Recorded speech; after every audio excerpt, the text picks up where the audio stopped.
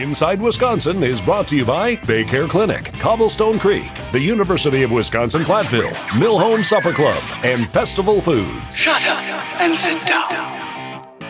And so here he is, the Brewers television play-by-play guy most of the time, and then like for, I don't know, a dozen other sports, Brian Anderson. I was making a grand entrance. I love it. That was nice. Totally made an entrance. I look up and I'm like, where'd he go? This isn't supposed to be this way. Such a small frame for us. Yeah, we'll fix that for you. Right. How are you, man? I'm good. It's Yeah. good to be with you guys, man. I'm honored you guys asked. I watch this all the time, so I've been kind of waiting. John said we're starting this podcast. We'd love to have you on, and that's been months ago. So I thought he forgot about me. Well, we started alphabetically. No, wait, that doesn't work either. We knew you were busy between, I think we call you. We started up and you were in the throes of the NCAA tournament. And then you got playoffs, and then you got baseball, and who can keep up with the schedule you've got? Right.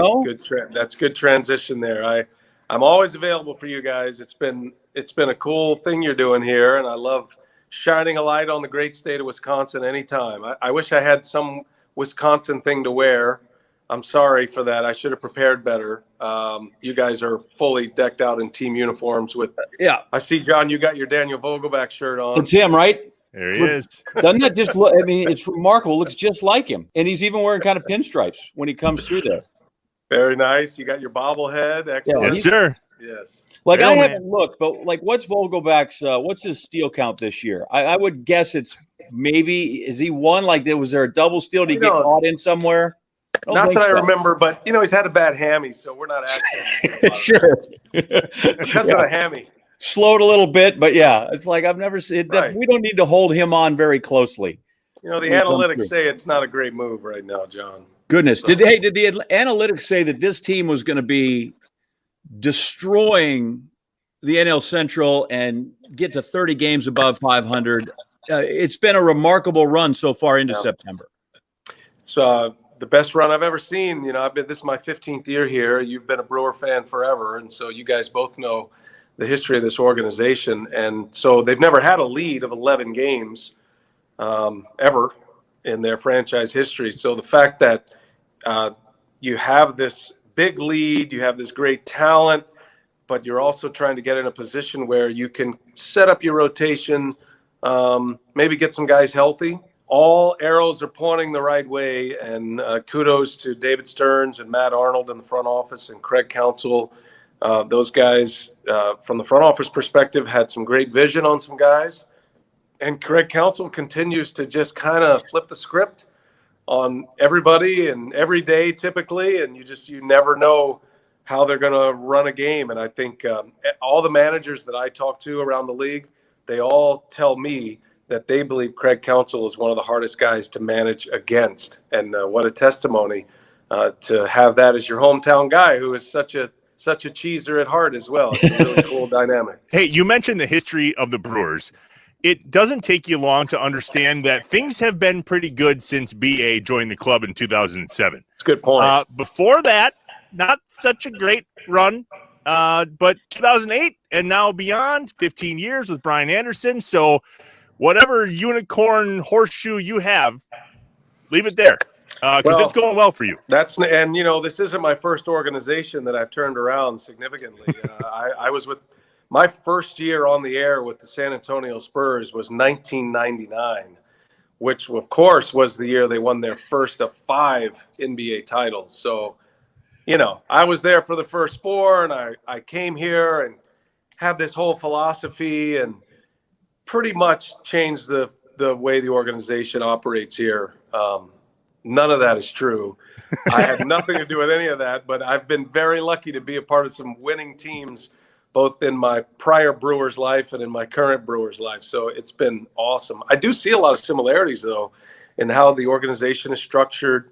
And a lot of people don't realize that David Stearns was hired while Craig Counsell was already the manager. Craig Counsell was actually part of the interview process. So it's not quite the dynamic of Greg Popovich being head coach, but clearly running the organization.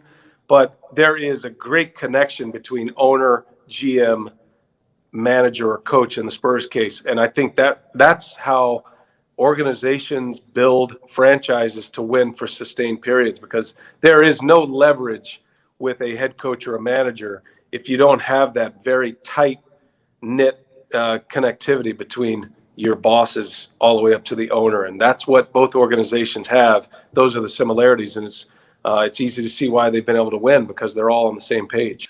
The council thing too is you talked about not only the connection above, but the guys that you're in charge in the locker room. And we were lucky enough, we had Yelich on the field after a game one Sunday.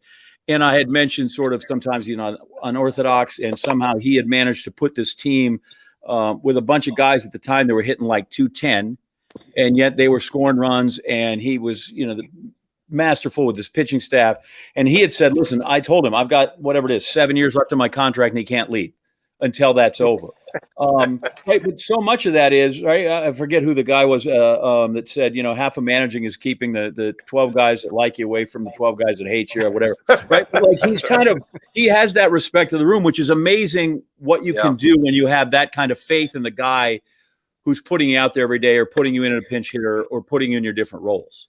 It matters, and it only gets to that point if these players know the structure of the organization, that that guy's not going to be gone if there are mistakes or if it's controversy, and it hasn't always been that case. So I think they know that those who make decisions are well connected. So you're not going to beat around that bush. You're not going to get back channel opportunities there. And, a lot of this shows up in agents, with agents, and, hey, why is this guy not playing? Why is my guy not playing? Because of that connectivity, I do think it does resonate down. And he's earned that. He's Craig Counsell played. He understands how hard the game is. He's great with the media. He's good deflecting from issues that, because these players watch everything. They're digesting. There used to be a day when players were oblivious to anything that was going on, but as a group, but not anymore. They absorb everything. They're watching all the pre and post game shows, all the interviews, everything that shows up on social media. So Counsell's just navigated that perfectly. And I don't know another manager in the big leagues that has as much equity as he does with a fan base either. I don't ever even remember Counsell getting booed, right? Which is shocking, because every manager I've ever known has gotten booed on some level. There are pockets of criticism, I'm sure, out there, but for the most part, he's got a total pulse on everything that is going on here, and that's a good thing, because he's really qualified, and he's an excellent manager. Do you notice when you have to miss games, BA, that some of the greatest Brewers moments seem to happen when you're not in the booth? What? I mean, we talked about the guy Vogelbach, right? And this jack of a walk-off grand slam last week or the week prior, whatever it was, and you're like, hey, my guy Jeff Levering, great call. And all I can think about was like, BA is pissed that he wasn't there. I'm not. Where were you? You were in Boston or somewhere, weren't you? I was in Boston. In Boston. The only thing I ever worry about with that is a potential no-hitter. That's what scares me the most. And it's not like Levering is fully capable of calling that, as is LePay and Craig Kashan. It's not that. It's just, I've called a few no-hitters, but obviously the Brewers haven't had one since '87, and I've never called a Brewer no-hitter. And Giovanni Gallardo was close a couple of times, and I remember Ben Sheets was close. And over the years, there have been guys that have taken no-hitters. I remember Dave Bush had 2 outs in the 9th inning with a no-hitter once. So that's the only thing that bothers me. But no, man, when I'm gone, I'm able to totally be a fan, and I am a fan of the Brewers, and I'm a fan of the organization. I put on my network hat, and that's easy to do when I'm calling a Brewers game for national TV. But, I'm invested in this organization, and I know all these guys, and I want them to succeed. So for me, it's the opposite. I get to enjoy these moments like a fan would, as opposed to trying to keep it together as an announcer. I was in the airport at Logan flying home when that moment happened. And, I've got my earbuds on. I'm watching the game on my phone and let out a big yelp. And so I'm all in from the fan side of it. So, yes, awesome. The only thing is a no-hitter. but I hear what you're saying, but none of it bothers me except a no-hitter. It's amazing how quick it can be to be an overnight success, isn't it? To suddenly, like, hey, he's our guy, and now look, he's on the national stage, and we're like, there's Brian, right? It's crazy how quick it goes. Who is this guy? My agent calls me a 20-year overnight success. Yeah, all of us are. I never dreamed this big, to do all this stuff. And honestly, it's not that I pursued the Brewers heavily, but that was the last job I ever really pursued. Everything else since I got the Brewers job has been me receiving a phone call. I haven't produced a demo tape, which I did every year, twice a year. I got trauma about producing demo tapes because you put in all this work and you're trying to get the right pieces, and is this going to work? Am I going to get? And then you just get slammed. No thanks. We don't need you. So for me, all of this has come because of the Brewers, and really, I thank CC Sabathia every time I see him, because if it's not for CC Sabathia in 2008, which put the Brewers on SportsCenter with you, John, but just about every night, and my calls, and you were responsible for that too. You were playing a lot of the Brewers calls. The folks at Turner Sports, they never even know who I am or hear my voice, and all of a sudden CC's doing what he's doing, and these calls are everywhere. And it's like, well, who's that? We don't know that voice, or we don't know that name, because I had just gotten to the big leagues in 2007. I worked for Golf Channel. I did 9 years in the minor leagues in San Antonio. So because of CC Sabathia, we're page one all over the country in the sports world. And that year, 2008, Turner needed a play-by-play guy, and then they hired me to do the playoffs. And I tell CC every time I see him, man, you changed the arc of my career. But yeah, I'm very blessed and thankful, grateful. I never imagined this when I was sitting on those 9-hour bus rides from Tulsa to San Antonio, that I would ever be doing any of this.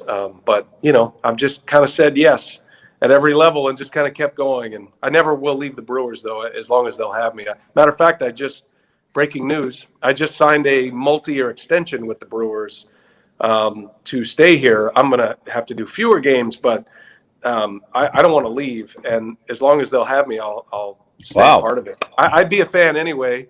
I'd be like you, John. I would be a season ticket holder, and I would go to games. I'm not leaving the city. So I just bought a condo in the 3rd Ward, which I'm sitting in right now. So we're here, man. We love it. That's good news for all of us. That's terrific and well earned, and congratulations. And as someone who spent not quite 9 years, but 7 years around the Texas League, hey, we got a 6-game roadie in El Paso, which is terrific. Or we're going to go to Arkansas. Trev, you don't know this. Where we're going to play doubleheaders on Saturday because of the blue laws. We can't sell beer on Sunday, so we got to play 2 with the Arkansas Travelers, or you get to go to lovely Shreveport to that Holiday Inn Express, right? Like those, and yet those are the times there is. I'm not sure it's quite as romantic as Bull Durham, but there are some things in there that life is a lot. It's not romantic. No. By the way, in Little Rock, my favorite minor league story in Little Rock, we stayed at a hotel called the Markham Inn in Little Rock. It was $15 a night. Maybe 20 rooms, I think. It had 40 rooms. Half the rooms did not have windows in them. They were on the interior. It was a dump. So, and I threw batting practice too. I made $25 a game as a broadcaster, and I threw batting practice for $25 a day. So I threw 2 groups, and I got $1 a bag on the road to pull the luggage off the bus. So believe me, I didn't let the trainer who ran the travel, I didn't let him touch a bag. His name was Matt Wilson. I said, don't you dare touch a bag. I got every single bag. You were That's working a lot of bags, man. That's like a C note. That's 100 bags. I used to go and I'd shake fly balls on off days. I'd go out and just in Tulsa and play with these guys who are AA guys. And the first summer I'm there, because I'm just trying to kill time, I'm in the outfield with these 2 kids that are literally kids. Now I'm only like 22 or 23, but they're just in the country. They don't speak any English. And this I tell kids all the time: learn Spanish, right? Because it's amazing what you can do. So here are these 2 kids, and we're catching fly balls, and they'll shoot them higher and higher. And now I start to drop them, and I understand the word muerta, right? Like they're telling me I'm going to get killed if I stay out there longer. Yeah, gringo. right? And so, but it's Sammy Sosa and it's Juan Gonzalez. And I think if only if I had been able to speak Spanish to this guy, one's 18, one 19. Yes. Like, and make that relationship connection there, as opposed to just kind of, here's the funny guy that's once in a while running around in circles. Yes. How different that would be. And I tell people, like, there's nothing, especially those younger ones that you come in, because the minor leagues are nothing but like, wow, I used to know you back when, right? Like, wasn't Alex Cora San Antonio Mission? He was a shortstop on the same team that Ron Renicky managed. And my brother was on that team. I actually called his games in 1997, and I've been working, you know him well, Chris Singleton. So I helped Chris Singleton. He wanted to do some games. He's working with us. He played on the 97 Shreveport team that we played, ended up in the Texas League Championship against. So, yeah, I've known Alex since that time, since 1997. Wow. And Alex hired Ron Renicky as his bench coach because of that moment, that window in time when they got to know each other in the Dodger organization. It's crazy, the connections when you do minor league baseball as long as I did, like just to make connections and know, like, oh, wait, you were there then. And I remember that ballpark at 15th and Yale in Tulsa, and they had the horse track. They had the horse track right next door. Yeah. And we had a manager that was constantly giving the 23-year-old me money to go put on the horses, and like before the game started. So I'm throwing BP, catching bullpens, doing the pregame show, running over, betting the quinella on the 1, 3, and 5, and getting back on the air for the game. Like, I know it sounds all cool, and it does. We make it sound romantic. It was awesome, but it sucked. It was awful. It was hot. Right. I was broke.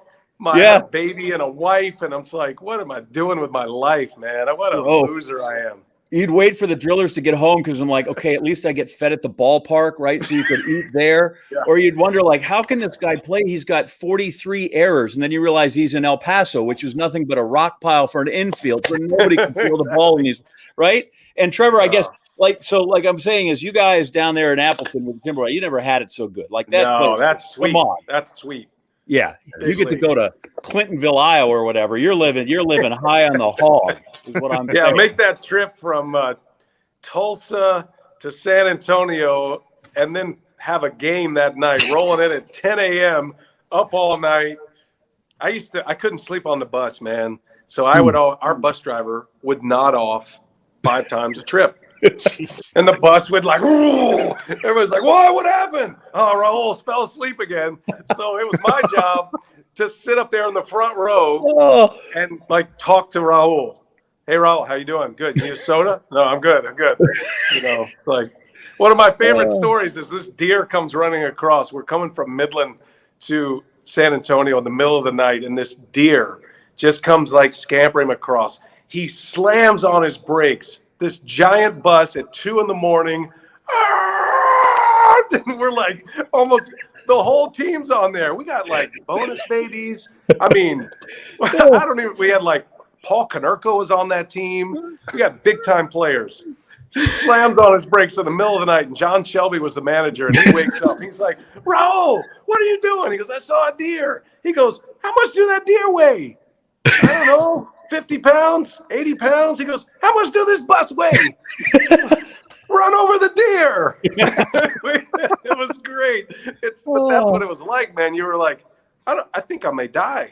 I may die doing this job. Lightning bolt hit the foul pole in Midland. My headset went pew, straight off my head. And now everything's a charter flight. Now charters and 5-star hotels and it's ridiculous cars and pampered like that. I'm embarrassed even. Oh my goodness. I can't even call the people I used to work with. Anyway, did you have a question, Trevor? Yeah, just let me know when you guys are this is segment 1, by the way. Okay, well, let's end segment 1. Let's end segment 1 and we'll come back for segment 2. Who's in charge here, Trevor?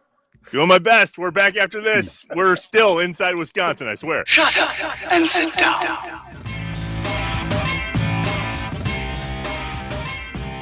helpful critiques, ideas, great stories, people we should know, the great bar in your town, the fish fry you want to know, the fish boil, anything that you want to reach out to us with. We are happy. We are here. You can be the inputters. We're here to listen. Shut up and sit down.